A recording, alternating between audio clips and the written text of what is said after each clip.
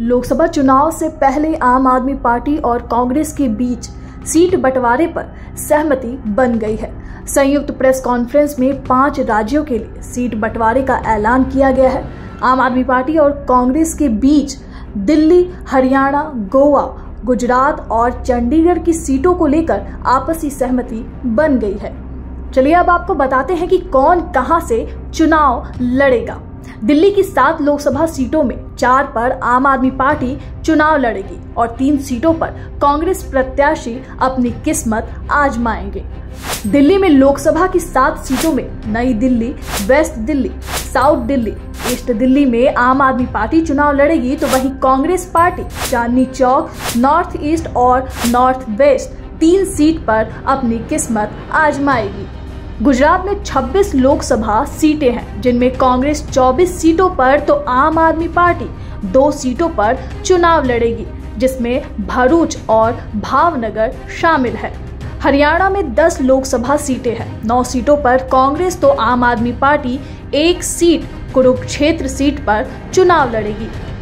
चंडीगढ़ की बात करें तो चंडीगढ़ में कांग्रेस का प्रत्याशी चुनाव लड़ेगा और गोवा में दोनों सीटों पर कांग्रेस चुनाव लड़ेगी। लेकिन पंजाब में सीटों के बंटवारे पर बात नहीं बन पाई है। आम आदमी पार्टी और कांग्रेस ने पंजाब में अलग अलग चुनाव लड़ने का ऐलान किया है। पिछले दिनों में आम आदमी पार्टी के साथ लंबी चर्चा हुई और चर्चा के उपरांत भारतीय राष्ट्रीय कांग्रेस और आम आदमी पार्टी के बीच सीटों को लेकर समझौता हुआ है। दिल्ली लोकसभा में 7 सीटें हैं। आम आदमी पार्टी 4 पे लड़ेगी। वो 4 सीटें नई दिल्ली, वेस्ट दिल्ली, साउथ दिल्ली और ईस्ट दिल्ली। कांग्रेस पार्टी 3 सीटों पर दिल्ली में चुनाव लड़ेगी, चांदनी चौक, नॉर्थ ईस्ट और नॉर्थ वेस्ट। गुजरात में 26 लोकसभा सीटें हैं। 24 पर कांग्रेस लड़ेगी।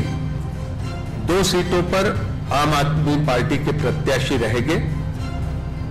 भरूच लोकसभा और भावनगर लोकसभा की ये सीटें होगी।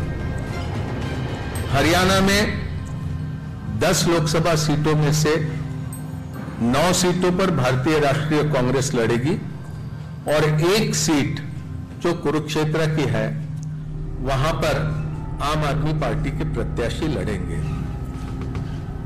चंडीगढ़ को लेकर लंबी चर्चा हुई, लेकिन आखिरी में यह तय किया गया कि चंडीगढ़ में भारतीय राष्ट्रीय कांग्रेस के प्रत्याशी चुनाव लड़ेंगे। गोवा में भी, खास करके दक्षिण गोवा में विस्तार से चर्चा हुई, लेकिन फिर यह तय किया गया कि गोवा की दोनों सीटें ये भारतीय राष्ट्रीय कांग्रेस पार्टी लड़ेंगी। तो संक्षेप में ये सीटों को लेकर ये जानकारी आपके समक्ष रखनी थी। ये संभव है 2 अलग अलग राजनीतिक दल हम होने की वजह से अलग अलग चुनाव चिन्हों पर हम ये चुनाव लड़ेंगे, लेकिन हमारी जिम्मेदारी रहेगी कि दिल्ली में कांग्रेस पार्टी 3 पर प्रत्याशी रखने के बाद भी 7 पर हम किस तरह से कामयाब हो सकते हैं, उस दिशा में हमारा प्रयास रहेगा और हमारे तमाम कार्यकर्ता और नेता उस दिशा में प्रयास करेंगे। हमारा पूरा कैडर देश के लिए राजनीति में आया था। आज अगर हमारे कैडर से पूछोगे कि क्या इंपॉर्टेंट है, वो कहेगा कि देश इंपॉर्टेंट है और वो भली भांति आज की राजनीतिक परिस्थिति को समझ रहे हैं। तो मिलकर लड़ेंगे, कैडर साथ में लड़ेगी और रहा सवाल कैंपेन के छोटे छोटे जो प्रश्न आपने पूछे हैं, वो सारा मिलकर जब स्ट्रैटेजी बनाएंगे तो उस पर डिस्कस कर लेंगे। आम आदमी पार्टी और कांग्रेस के सीट बंटवारे से भारतीय जनता पार्टी को आखिर कितना नुकसान झेलने को मिलेगा। बात अगर गुजरात की करें तो गुजरात में भी आम आदमी पार्टी और कांग्रेस के मिलकर लड़ने से भारतीय जनता पार्टी को ज्यादा नुकसान होता नहीं दिख रहा है। यहाँ कांग्रेस लंबे समय से सत्ता से बाहर है। इसके अलावा गुजरात बीजेपी का गढ़ रहा है। हालांकि इस गठबंधन से बीजेपी को हरियाणा में कुछ नुकसान हो सकता है।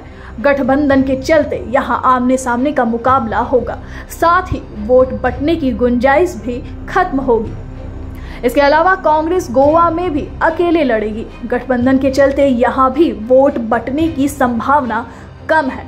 पिछले चुनाव में यहां कांग्रेस और बीजेपी दोनों ने ही एक एक सीट हासिल की थी।